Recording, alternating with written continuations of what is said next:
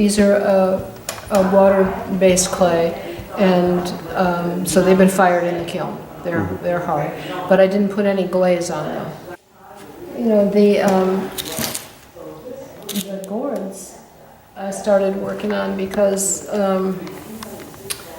let's see, going back about 20 years, I wove tapestries for a living. Those the two you saw downstairs, and I started doing a show in Arizona in the wintertime that lasts. You work every day for 70 days, and I couldn't take my loom. I didn't have anything to do. It was driving me crazy. So I thought, well, okay, next year I'll go back, but I'll have something to do. And I started working with gourds, and I loved it. And about 5 years later, I gave up the tapestry weaving, which I'd done for about 30 years. I would be hard-pressed to spend a day where I wasn't doing something in that vein, you know. I mean, you know, I see the world as, I don't know, I mean, you could give me any material, it wouldn't make any difference. You know, I did this piece. This piece is a piece of pottery that a friend of mine who's a potter, you know, all potters have boneyards.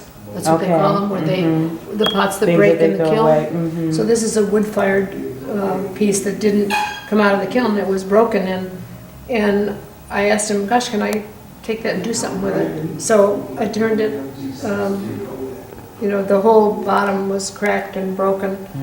So I did the sculpture around the base of it, and they're prickly pear cactuses, which I see a lot of when I'm in Arizona. Yes. So, yeah. What's the medium? What is this? What are these made out of? So this is, it's called a synthetic clay, which is a misnomer. It's actually an epoxy, two-part epoxy product that's made for sculptors. So it works like clay. I mean, that's what it feels like in your hand. And when you finish doing the sculpting in the basic form, it dries and cures, and then I go back in with grinders and power tools to give it shape. To give it shape. So it's, you know, they call it a clay, but you don't ever fire it, and yet it's harder than the pottery. If it fell over, the pottery would break sooner than the sculpture would break. Yeah. Okay. So obviously we hope nothing breaks, right? Yeah, we don't want any of it to break, but yeah, it's one of my favorite pieces that I've ever done. So is this the only lamp in the collection? I sold all the others. You sold them all. Yeah, Okay. I did. Okay. Yeah. So we're going to continue to take a look at some more work, and I'm just amazed.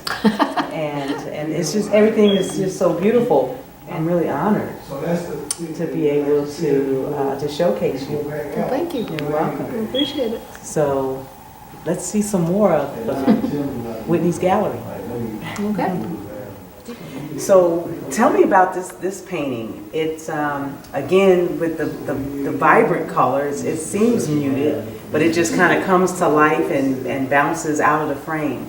And it's really quite beautiful. So what is your inspiration, and how did this painting come about? Well, I have a peculiar way of working. I never start with an image in my mind. I always start with the color and the texture of just base coats that I put down. And then they sit in my studio for a little while until I see something. And then I go with the something. So this was, I had done the color and the texture, and then I saw this pear shape, and so I just went with that. But of course, as I did the line work, the pear shape became more like women. So I mean, this looks more like a bum than a pear. And then when I saw the other one with her big hip here. And so I wanted it still to be pears, but it was just so women to me. So anyway, I called it anticipation, because doesn't it seem like they're looking and waiting for someone to come out from behind there. Yes. Yeah. Yes.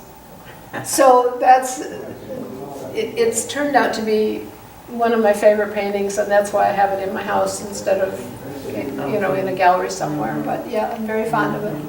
Beautiful. So can I say something that I see Sure. here? This is, this piece, I'm gonna walk behind you. Yeah. Look at this. Is this a woman here? This looks like a cat. I see it. You see it? It's accidental. It's just accidental. But that's what I mean about working from the, if you put texture on a canvas and you put color washes and then you keep layering those things up, then things come forward. And you don't see them until you see them. And then you amplify that. So Because I was like all into pears here, and then you said woman, I'm like, okay. And then this woman kind of presents herself up there. there you go. So that's a good thing. That's a good thing. So the theme speaks for itself. Yeah. Beautiful. Thank you. All right, you're welcome. You're welcome. Thank you. Wonderful. Now, how do you choose your frames? Because this is. I worked for several years with a framer in Arizona where I show most of my work, and he just had a feel for the right frame and the right painting. And then now I don't frame anything anymore because people want to have what's called a gallery wrap, which is where you have a deeper canvas and the edges are painted, and then they're ready to hang up without any frame. Okay. And so of course that's better for the artist because the framing is expensive. And secondly, it was always hard to please people and have the right. You'd think you picked out the right perfect frame, and then they'd say, oh gosh, I really want a silver frame, or I really want a black frame. Because they know where they're going to hang it. Right, Yeah. and then, you get into a whole different conversation. So, but I love this frame Yes. on that piece. Yes, absolutely. Beautiful. Thank you. All right. We're going to take a look at some more Okay. of your beautiful work. So, talk to me. Who's the painting? Well, this is another example of that I put the texture on first, and I don't know how close you can get to that, but when I had some color on it and I had a lot of texture on it, and when I looked at the texture, the thing that I saw was this real intricate pattern up here, and it just reminded me of a lot of my husband's from Malaysia. We spend a lot of time in Malaysia, and they have such beautiful fabrics there, and you see women in these beautiful head scarves covered, and so that's what I got out of it. And at the time, I was traveling in around that period of time. I was traveling in Thailand to the hill tribes, and so she just grew out of that. I had the head wrap, and then I saw her face, and then she looks Thai to me. Okay. So, Yeah. it's an evolution. So what I get is that your expressions emerge Yes. from the layering, as you say, Yeah, as you begin to, They do okay. very much. I've had a lot of people ask if I could do, paintings of them, and I can't really. I can give you an interpretation of someone, if you give me photographs or that kind of thing, I can interpret it, but it's never going to be portraiture because that's not really what I do. It's an inspired work. Yeah, it has to grow out of what I put on the canvas. So, and it keeps me from getting too tight and too fussy about, that Okay. we have photographs, we have wonderful cameras that can give you an exact photographic representation. But if you want the heart and soul of somebody, then that's more what I try to find. Okay. So, Well, certainly beautiful. Thank you. And I can see how that did emerge. Thanks. The intricacies of the lace. Yeah. It looks like lace to me. Yep. Yes, Yep. of the head wrap. Beautiful. And it's so funny because it really is in the texture, and then I just I have like a needle-nosed little squeeze bottle that I put paint into, and then I just use that to draw with. So all the black line is that needle nose tip, and then I just go and draw all the little pattern things that I saw, and the face as well. Yes. So Yes. Beautiful. thanks. An expression from other places in the world. Yes. Yes. Yeah. So Great. Okay, let's see what else you have. all right. Let's see. Okay, so this is exquisite. So I thought when I saw this when I came in, I figured you picked this up from a gift shop someplace. Nope. No. Okay. So talk to us about this. What is it? Well, it's a gourd. Ah. This is where the root was. The stem would have been in here. So I worked a lot with gourds. The big vessels that Rashid took in the other room are gourds. This young woman, the Japanese woman, she was a friend of mine in Arizona, and I asked her if she would model for me. So she did, and she brought, was wonderful. She came over with 4 antique kimono, and this kimono, which was her wedding kimono. And this was, their wealth is in their kimono. Traditionally. Okay, I didn't know that. Yeah. So they have dozens and dozens of gorgeous silk kimono. But this one, the red on it was so dramatic. And so I wanted to put her on here. So she is, but the interesting thing was, this part of the kimono is the obi. It's the big sash, right? Okay. Mm-hmm. I wanted to show the pattern on the obi, but of course it was so tiny, I couldn't. So instead, all of the blue, anything that's at the top that's in the blue section is the obi pattern. So it gave me a chance to do lots of really highly detailed work, and still have it be Mame, who is, what is her name? So it's just a decorative piece. Well, it certainly is that, but it's so flowing. You get the feel Yeah. of the kimono just flowing all around Yes. and underneath, and what you did with the detail up here is just wonderful. And to know that this is a real person. And a This real is- kimono. Oh, yes, Yeah. yes. Yeah. Mhm. All right, a little bit more. Stay with us. You're watching the Oneness Wellness Lifestyle Show, and it is my privilege and pleasure to be able to bring you Whiteney Peckman and her gorgeous, gorgeous artwork. So stay with us.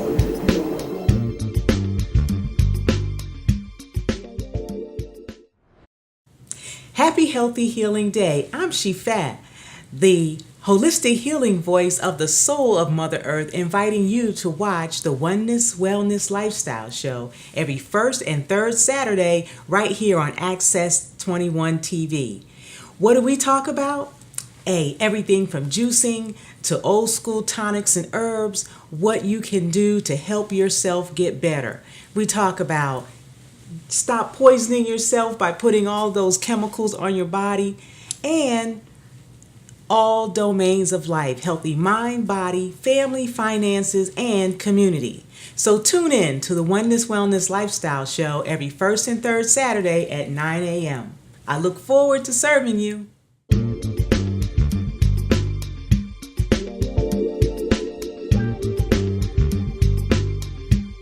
So we're back with some more stunningly beautiful artwork from Whitney Peckman. And I'm choosing the word stunning because I'm looking at this and it looks like needlepoint to me. And so what am I seeing here? This is gorgeous. Thank you. It's a woven on a loom, and it's a different kind of tapestry technique than traditional tapestry work. But it is woven, and it's actually woven the other way. So I would have been sitting here, Okay. weaving this way, okay? And as the piece progresses on the loom, I can only ever see about 6 or 8 inches of it at a time.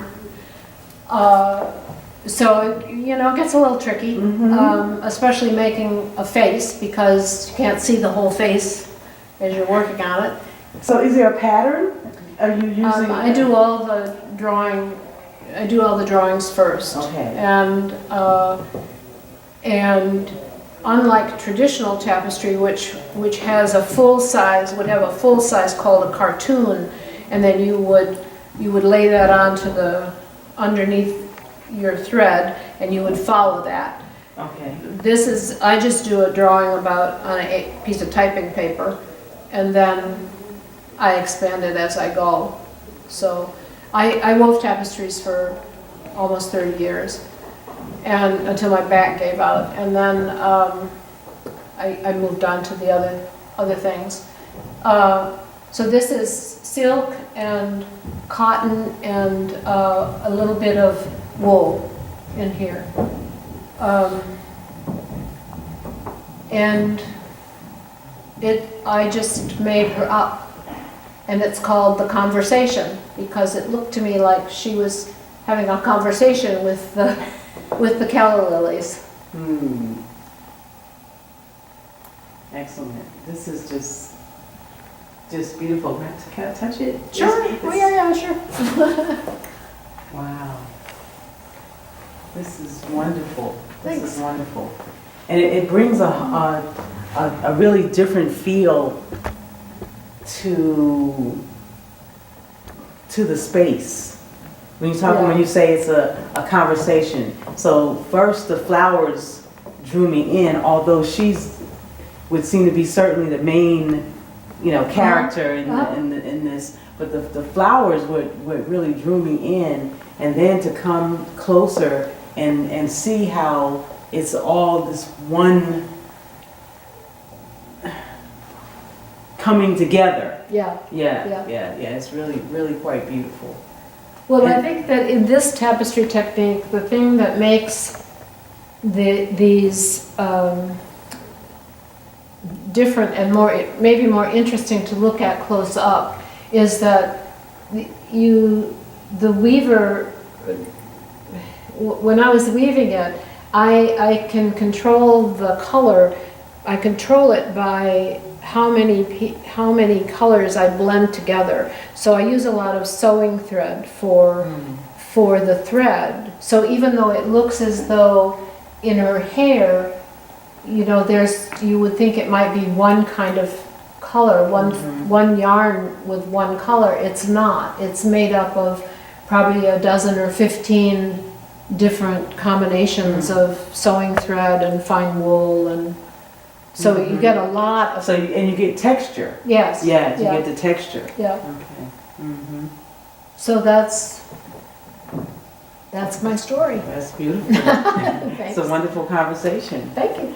So we're going to slide over here to another tapestry. We're going to move over here. And going from pottery to this synthetic clay that you introduced us to, and with the lamp, Yeah. and then the paintings, right? Yeah. And now tapestry, right? It's a beautiful array of your inspiration, of your talent.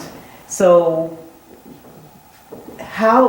was it a conscious decision to do so many different things, or it's kind of just you birthed it? What's happening with you? Well, I started out working with natural material. So I started out in textiles, and I did because I like to have my hands in the material. And I once heard somebody who was jurying an art show, director of a museum, say that the difference between an artist and a craftsman is a craftsman starts out with love of the material, and an artist starts out with the love of an image. And there may be some truth to that, because I am really drawn to natural materials, and I'm very bored with if you give me a clean sheet of white paper and pencils. I just, it's like, okay, well, let's go do something else. So it is, for me, the materials speak to me. The threads, the clay, the gourds, the whatever it is. I was telling somebody, right, I was telling, I guess I told Rashidi that when my kids were little and I lived in the San Juan Islands, I used to take them to the beach, and it's really cold in Washington State, and they'd be playing in the water. And they'd be running on the beach chasing the dogs, and I'd be sitting in a pile of wet seaweed making baskets. So it's about the material. Yes. Yeah. Wow. Okay. Thank you, because I needed to know where is that coming from in your soul, right? Because this is, I relate to everything from a spiritual perspective, right? So it's all oneness, and so that space of origin is necessary to be able to bring forth in the conversation, because it's not just a piece of artwork. It's an expression of your soul, of who you are, and your spiritual energy. So yeah. Well, I think so. I mean, I think of myself as being firmly grounded in the earth. I mean, I'm not an ocean person. I'm not don't give me an airplane. I'm a earth person. I like to have my hands in it, and yeah, beautiful. So some more earth. Some more earth. Some more earth. Okay. So this piece is the same, woven the same way as this other one. I'm weaving. Is that am I perpendicular to the image? Yeah, I guess so. I'm weaving it this way, the long way. And this is both a memory of my grandmother's cottage on a lake in New York, and it's called Out the Garden Window. And I left the window floating because it's a memory. So it's both inside me and outside of me. And so that's why the window is floating. And she had hollyhocks, which you hardly ever see anymore. And I don't know that you ever see them in the South. It might be too hot. But she had hollyhocks, and I love them. So these are hollyhocks and roses, and obviously garden and earth. It's beautiful. It shimmers. It has that quality about it. That's the silk in it. Okay. Whenever you're able to add a little silk, it creates its own light. Whereas the wool, which is the dark sections, the wool sucks light out. Okay. So it is that contrast. So it gives that three-dimensional effect. Yes, beautiful. Beautiful. I miss weaving sometimes, I do, but it was very, very hard on the body. So. Okay. So do you still have your loom? I don't. Okay. I before we moved to North Carolina, I sold it, and it was 600 pounds of loom and equipment and yarn, and my husband built 2 big crates, and we sent it to a woman in the Yukon. Whoa. In the Yukon. Okay. Her husband bought it for her. Wow. And I've never been to the Yukon, but I know the winters must be very long, and I hope that she's happily weaving still. Yes, yes. Wow, beautiful, beautiful. Wonderful. I was noticing about, you have this write-up here about the tapestries, and the first words on here are organic texture. Yeah, So when you talk about earth, you know, and the richness that Mother Earth brings to us, it's all right here on the planet. it's all And here. just to be able to put your hand to it and give expression in this way for us, right, is truly a gift. So thank you so much. Thank you so much. This has been our time with Whitney Peckman, extraordinary artist. Beautiful. I think she's way too modest, or just humble and happy to be working with the earth. Yeah, Because it's definitely a partnership going on. it here. is. Yeah, it's a partnership. So I want to thank you for tuning into this segment, this time we've had with Whitney. You'll be seeing more of her, and her husband's an artist too, and so we're going to get into some of that, but another time. Thank you for watching the Oneness Wellness Lifestyle Show. Thank you.